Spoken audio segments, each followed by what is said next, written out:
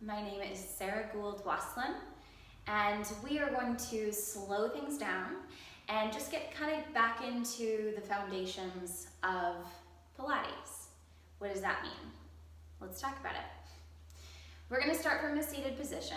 So if you need to, while I'm talking, go ahead and gather some sort of chair, or you can sit at the edge of the couch. I would like for your hips to be a little bit higher than your knees. So what does it mean that we're getting back to the foundation? So for me, that means that we're going to work really deep internally. We're going to think about, a lot of these movements are going to be focused on the deep, deep muscle tissues.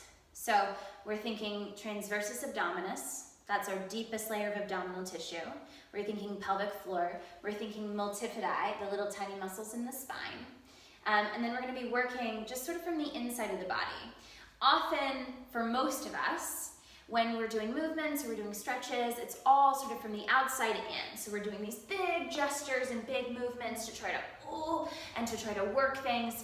We're going to, instead of going sort of external to get to those deep muscles, we're going to go internal to come out. So we're going to initiate movements a lot from our insides. It's going to involve a lot of our imagination. So a lot of these are muscles that we can't see activating, or that we can't necessarily feel. So they're very deep. If they are weak, those muscles, you won't be able to sense them as much. When a muscle is weak, our ability to sense those muscles, the neural connection to the muscle is weak.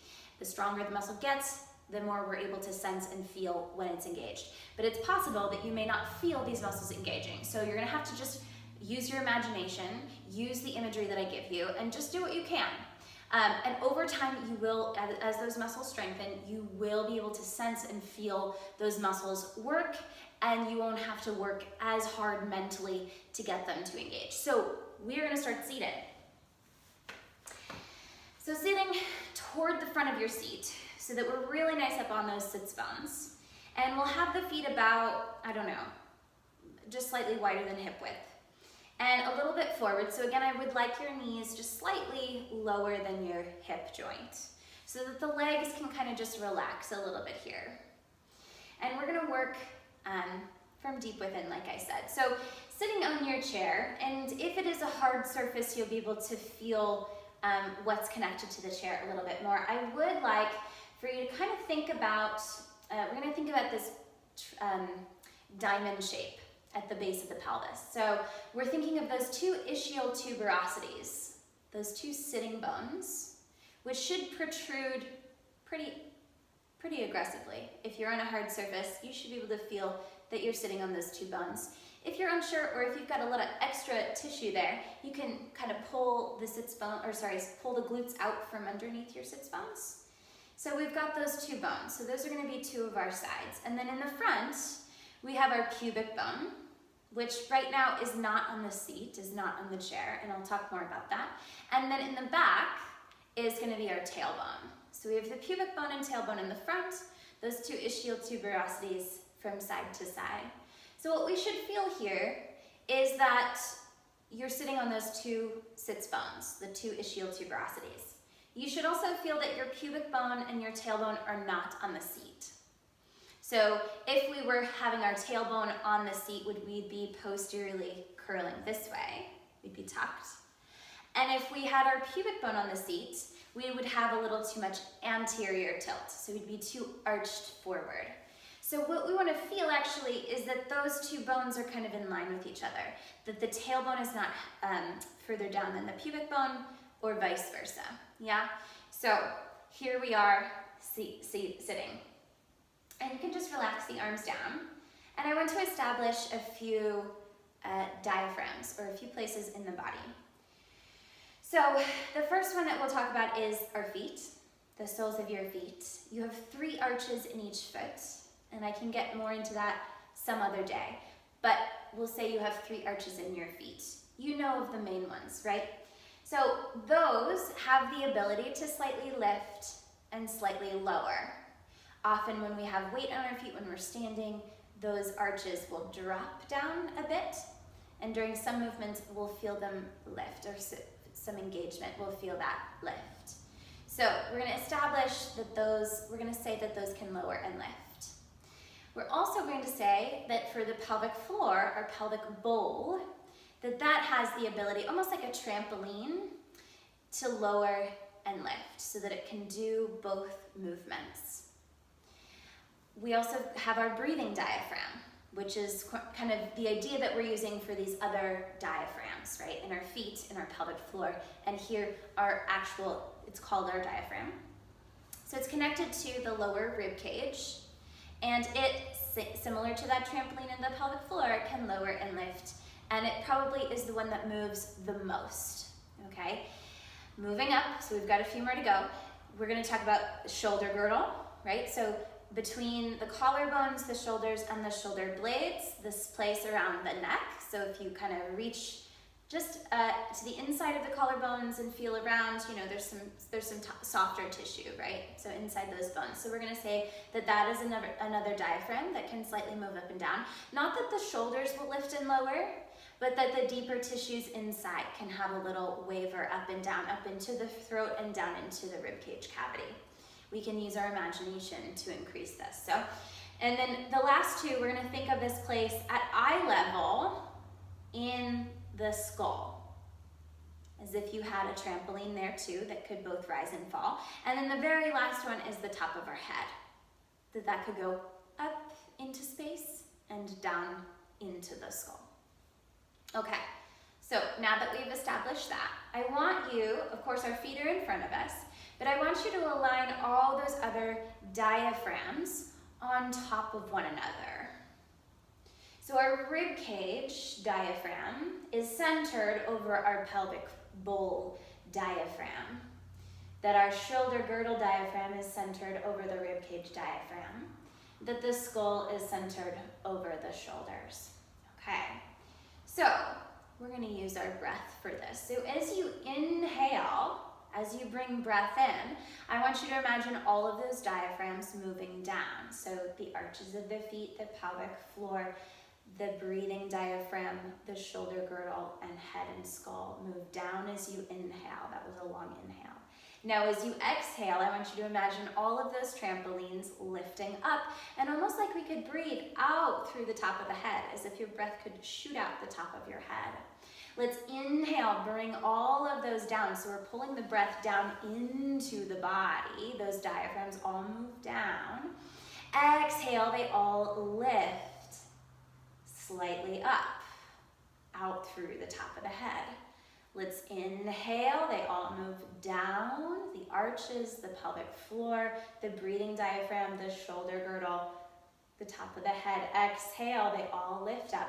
We lengthen the spine and shoot that breath out the crown of the head. Inhale, lower.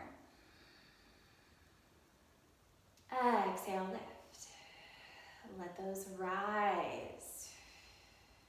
Let's inhale through the nose. And exhale through the mouth. 3 more. Keep imagining all of those trampolines moving down as you inhale. Trying to sense something happening down in here or in the legs. Exhale, they lift. All the breath out. Lifting the spine, lifting through the crown of the head. Inhale, they lower. Exhale, they lift. Notice we're not really moving any bones here. Inhale. And exhale. All the breath out. Shoulders stay heavy. And last one, let's do one more. Inhale, we lower. Pulling that breath down into the body, grounding down. And exhale, all the breath out, lifting up through the crown of the head. Okay, so let's put that idea aside, or if you want, try to add it to the exercise that we're going to do next. We're going to establish some bolts, okay, in quotations. So first, we're going to do front and back bolts. So I want you to find your hip bones in the front, those bony protrusions. If you're an anatomy person, those are called the ASIS, the anterior superior iliac spine. So you're finding those 2 bony points, and then you're just going to walk your fingers in until they meet, okay? So this is gonna be our bolt in the front. So it's kind of at the top of the pelvis, right in front. And then I want you to find that same point in the back. So now we're talking bony place called the sacrum, the top of the sacrum. Okay, so we're gonna imagine that we've got a bolt here in the front, we've got a bolt here in the back, and that as we tighten those bolts, they're gonna get closer together. So that the front is pulling toward the back bolt, and the back bolt is pulling toward the front, as if that space could narrow. So let's take an inhale, those bolts are loose. And now as you exhale, I want you to tighten those bolts as much as you can. Drawing the front toward the back toward the front. None of the bones will actually move. And then inhale, you can loosen those a little bit. And exhale, tighten them up again. Inhale, loosen them a little bit. Exhale, tighten it up. And I'm just moving my arms to kind of demonstrate, but there's no movement really involved, except all the inside tissues are moving, but no external movement. Inhale, a little bit loosey-goosey. Exhale, tighten it all up. So you can go a little bit further, a little tighter each time. Let's do 2 more. Inhale. And exhale. Staying tall, maybe lifting those diaphragms. You can add all that imagery together, maybe not. Inhale, a little loose of the bolt. Exhale, tighten it all back up. More. Okay, I'm gonna let that go for a moment. So now we're gonna find 2 more bolts, and I'm turning to face you here. So those are a little bit lower. We're gonna go on the sides of the body, and we're actually gonna go down almost to, well, we're gonna go to the kind of hip joint. So the place where your leg and your hip meet. You could walk from the hip creases kind of out to the sides. So whereas our bolts before were kind of at the top of the pelvis, we're now lower down toward the base, or toward the hip joints, I should say, is the best place to say. So we've got 1 on either side, is what we're gonna say. And so as we inhale, those bolts are just hanging out. And then as we exhale, we're gonna tighten them up so that we could draw, or imagine that we're drawing them together, as if your pelvis could narrow. Let's take a deep breath in. Sitting very tall, shoulders relaxed. Exhale. You can hold on if you need to feel that place. I want you to tighten those bolts, drawing the outer places of the pelvis closer together. The lower part of your iliac crest. In inhale, you can loosen it if that feels good to you, or you can try to keep it tight.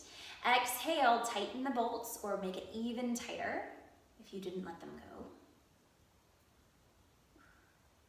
Inhale.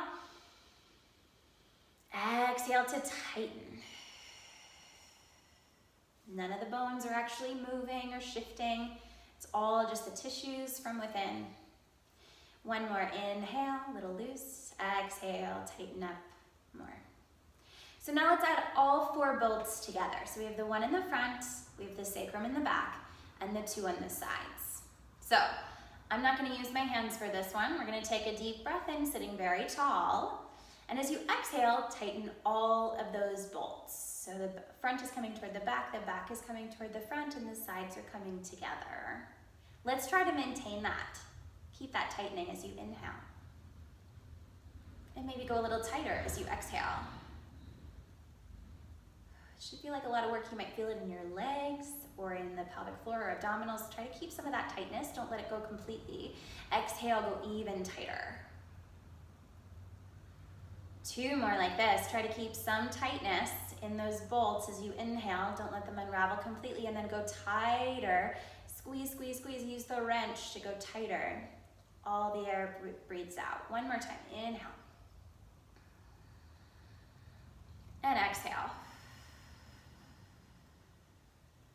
And we can let that go. So that should feel, hopefully, like some movement or some activity rather in your lower abdominals and in the pelvic floor.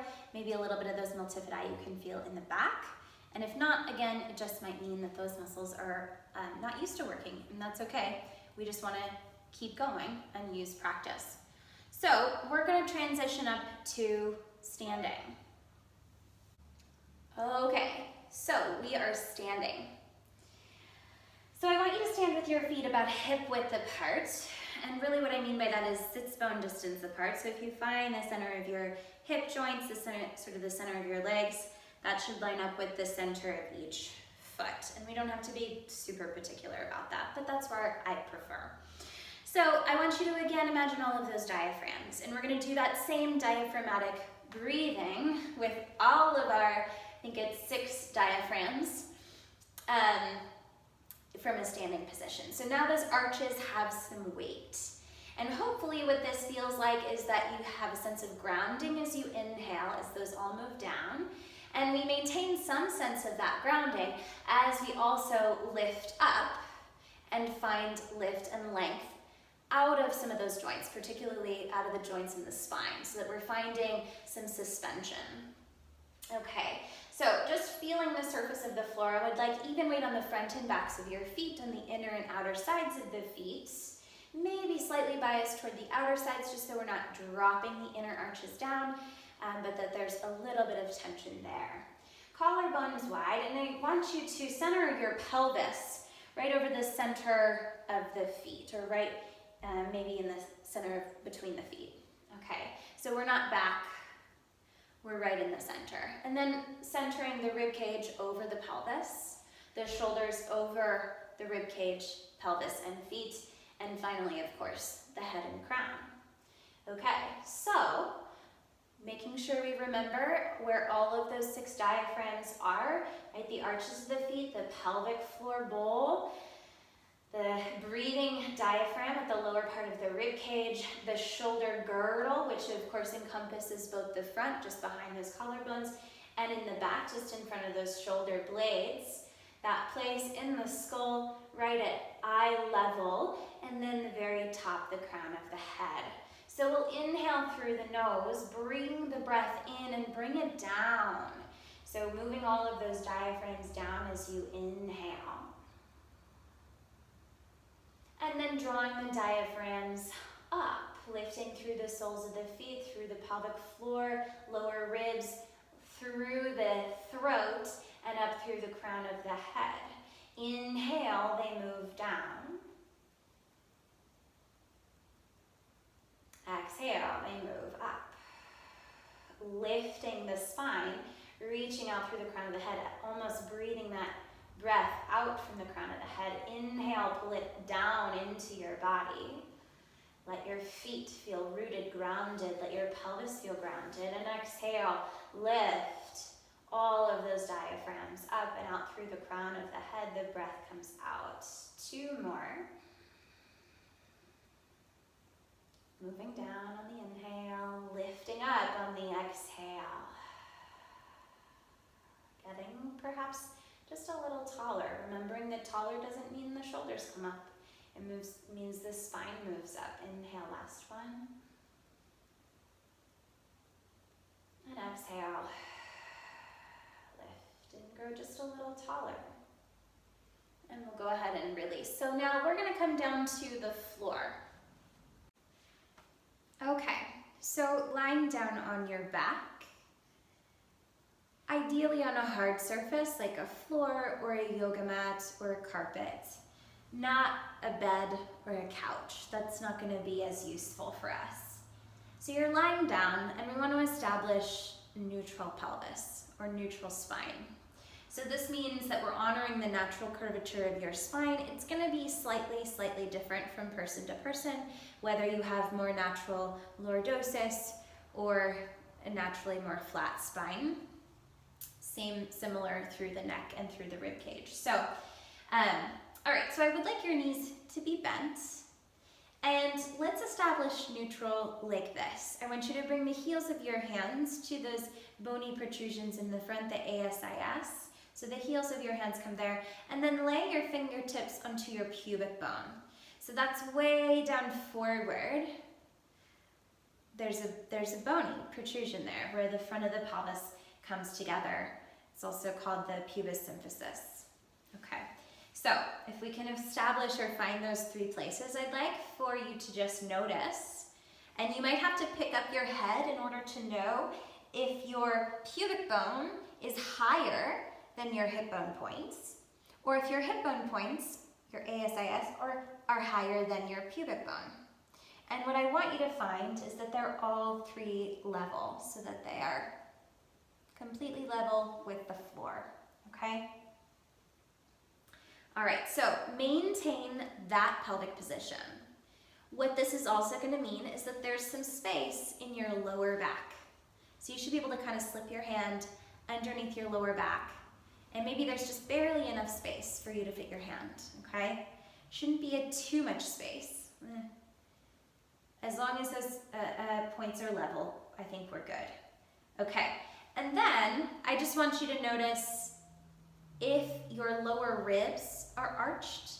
So if your upper back is kind of arched, that would mean that we have kind of too much space. So keeping those pelvic bones level, the pubic bone and ASIS level, can you also press your lower ribs here in the front and the lower ribs here in the back, which on me I'm showing that they're lifted up because I can fit my hand under there. Okay, without moving the pelvis, can you draw those lower ribs down? That's hard to do, right? Our pelvis wants to do it. That's not connected. No, there's many joints between the pelvis and rib cage. So can you keep the pubic bone and tailbone anchored and draw your lower ribs down? The answer might be yes, it might be no. That's okay. It's an ideal. We don't have to get there today. Okay.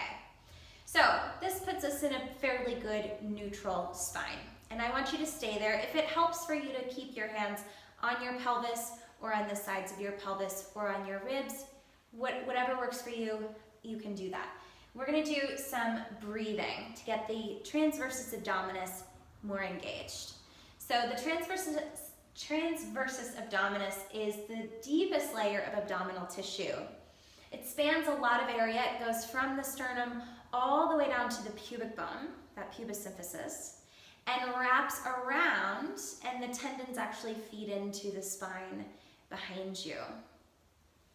Okay, so it really covers this huge area. It is a very thin layer of tissue. And what that means for us is that it's not going to engage like a bicep or like a quadricep, right? It's a very thin layer of tissue. So its engagement isn't going to be like, ooh, you know, it's not going to be 100%. It's going to be maybe 10%, maybe 20, maybe 30, right? But not so much that our spine moves. So we're going to try to maintain the bones of the spine in this alignment, right? The pelvis included, pubic bone and hip bone points stay level. And let's take a deep breath in through your nose. So breathe in through your nose as much as you can, maybe filling up the back and side ribs. And then as you exhale, I want you to, like you're gonna fog up a window out from your mouth. All the breath out. Inhale through the back and side ribs. We're not moving the bones of the pelvis or the spine. Exhale, hot breath. Fog up the window, fog up the mirror.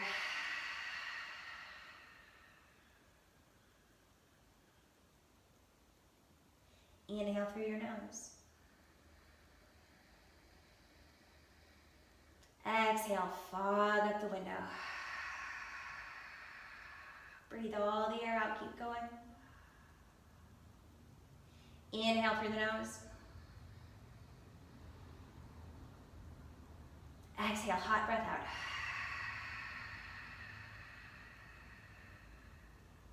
One more time.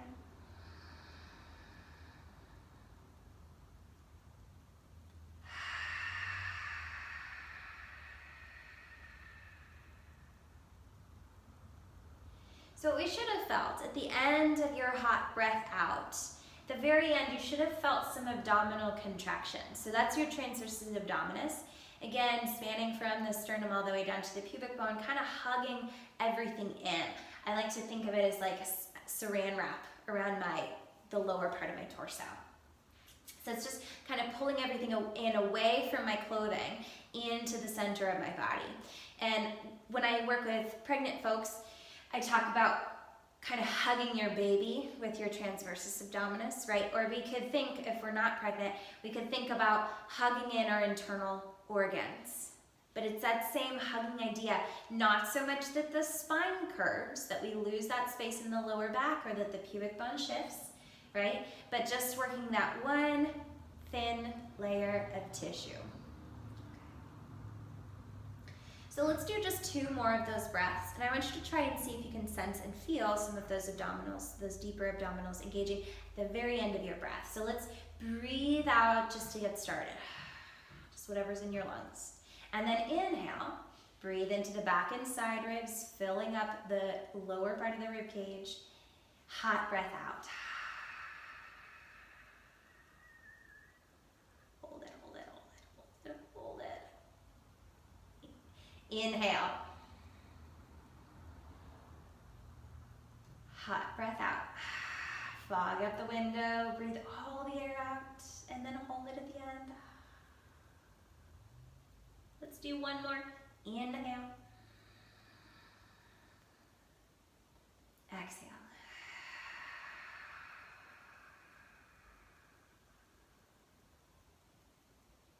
And then just relax. Let's open the arms. Gently rock your knees side to side.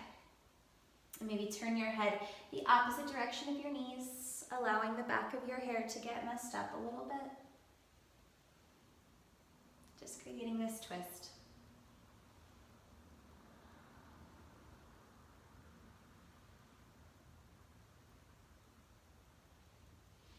And back to the center. We're going to do 2 more exercises just to get into some of the more superficial muscles of the abdominals. So we worked on the transversus, that's that deepest layer of tissue that naturally engages at the very, very end of our breath. If we're keeping some breath in us, if we're taking shallow breaths, we won't necessarily get that engagement, but when we consciously breathe out, and I like that fogging up a window kind of breath to get the transversus engaged. So now let's work just on the layer that's slightly above that, more superficial to the transversus, called the lower obliques or the internal obliques. I think of them as the lower obliques. So they attach kind of from the front of the pelvis, almost from that ASIS or even a little bit lower, and they come in sort of at a diagonal toward the belly button. And they cross with the external obliques or the upper obliques, which are kind of a layer higher, and they create these diagonals, which we use for walking or running or any activities like that, for kicking, anyways. So we'll use the upper external obliques in a moment, but we're gonna focus here on the lower obliques. So I want you to keep your rib cage and shoulders still, which means your shoulders shouldn't come up like this, okay? Because that would mean your upper obliques are working. They might work a little bit, that's okay. But I'd like us to focus down here. So I want you to now tip your pubic bone higher than your hip bone points, pressing your lower back down. So now we should have no space under your lower back. Arms are going to stay down here on the floor. You can have palms down or palms up. I kind of like palms up. We're going to walk the legs up to tabletop, which just means there's a bend in your knees, a bend in your hips, and shins are maybe parallel to the floor. I want you to keep the bend in your knee at 90 if possible, okay? Collarbones wide and actively press the backs of your shoulders down. Squeeze your inner thighs together, take an inhale. Without using your arms, exhale, slowly draw your knees toward your chest. They may not go very far, that's okay. Hold here for an inhale. Let's do that hot breath out and curl it a little deeper. Try to curl the tailbone up, pull the knees to the chest. Inhale, hold it, hold it, hold it. We maintain. Exhale, go a little deeper. Hold it here, inhale. And just a little bit deeper. Try and curl your pelvis slightly off the floor. Stay here for the count of 6. 5, 4, 3, 2, 1. Come back to tabletop. So notice I'm not using momentum and then using my arms to try to maintain that. Yeah? That's tempting to do. We don't want to curl in and then do a little hiccup and do a little hiccup and do a little hiccup. No. We're going slow and smooth, and we may not go as far as our brains are going to tell us we should be going. Let's lower those expectations a little bit. Yeah? Inhale, we start a tabletop. Squeeze your knees together. Exhale, draw your knees slowly toward your chest. Maybe you can feel those lower obliques already working. Take an inhale to stay here. Exhale, go a little deeper. Knees to chest, squeeze the inner thighs. Hold, breathe in. Exhale a little deeper. Curl the tailbone up. Inhale to stay. Exhale, can we go deeper? Maybe just in our imagination. Hold and breathe here for 6, 5, 4, 3, 2, 1, and release. And we'll walk the feet back down. So for the last exercise, we're gonna work on the upper obliques like I mentioned. So our lower obliques, as we found, they move the pelvis. They don't move the rib cage. The upper obliques move the rib cage. Often when we engage one, the other will want to engage, and we end up moving the rib cage and pelvis together. But in fact, and what a lot of the work that I am interested in is, can we separate those two places of the body? Because they are, for the most part, separate. Can we move one without moving the other? And that's going to bring our spines into better health. So a lot of the dysfunction that we have in our spine is because those places are moving sympathetically, and they don't need to be. So we're doing more work and aggravating more things than we really should be. So, okay, I'm ranting again. Let's come back to our neutral. So again, pubic bone and hip bones in line with one another, so they are level. I want you to maintain that. That's like very important here. So we will be engaging the transversus to help stabilize that, along with the upper obliques. So this may look a little bit like something you've done before, but I want you to just, again, set your expectations aside, and let's just see what happens, okay? So hands behind your head. You can stack your hands or interlace your fingers, and then bring your elbows just up into the edges of your peripheral vision. So they're just slightly up, but we can still see a lot of what's around us, right? We don't have our blinders on. Shoulders, I want you to just slide the shoulder blades down your back, or think of reaching your armpits to your rib cage. So we should now have a lot of space around the neck. From here, press your head down into your hands as hard as you can, without extending the neck, so the chin stays kind of down. Pressing your head down, and then press your hands up into your head. So we haven't gone anywhere yet, but we should now feel a good amount of tension in the body. Just double check mentally that your pelvis is still in that neutral placement. And again, you're gonna wanna keep that, or I want you to keep that. So keep pressing your head down into your hands. Your head is gonna be reluctant to come up here. It is gonna lift, but I want it to resist the lift. Okay, so notice the lower ribs probably are either off the floor or are lighter on the floor than the middle of the rib cage. So that's just a note. Take an inhale. Now as you exhale, that hot breath out, I want you to press your lower ribs down in order to leverage the upper part of the rib cage and the head and chest up. And we're gonna stay here. So we're in a chest lift. Pelvis in neutral, double check it, make sure. Inhale to stay. Now exhale, go a little bit deeper. So press your lower ribs down. Think of sliding your sternum to your pubic bone. To your belly button, or either one. Inhale to stay. And then exhale, we're gonna lower down, all the way down. Keep your elbows in your periphery, so keep pressing head into hands, hands into head, armpits to waistband. Take an inhale to stay. Exhale, press the lower ribs down in order to curl the head and shoulders up. We're gonna inhale here, keep pressing the head back, tailbone stays down. Exhale, curl a little bit deeper. Inhale to stay, and exhale, lower down. We've got 2 more. Inhale, prepare. Elbows in your periphery, head is pressing down. Exhale, push the lower ribs down to curl the top of the spine up. Pelvis in neutral, anchor the tailbone. We inhale to stay. Exhale, go deeper. Inhale, breathe into the upper back. Exhale, lower down. We should feel those upper obliques for sure by now. Inhale, last one. Exhale, keep the head heavy as you press your lower ribs down. Lengthen the back of the neck. We're gonna hold here, inhale. Go deeper on the exhale, sternum to belly button.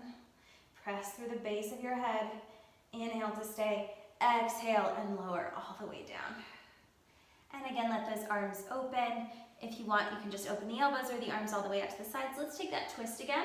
Rock your knees side to side. Turn the head in opposition to the legs. So nose and knees go in opposite directions.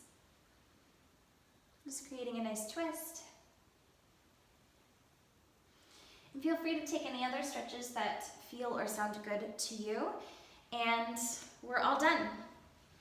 So this is a good exercise or a good series of exercises, or you can just pick and choose the ones that you like before you start any movement practice, just to get those deeper abdominals, or sorry, all those deeper muscles engaged and ready for your bigger movement. So it's gonna help protect your body and keep you really safe. Thank you for joining me. I'll see you next time.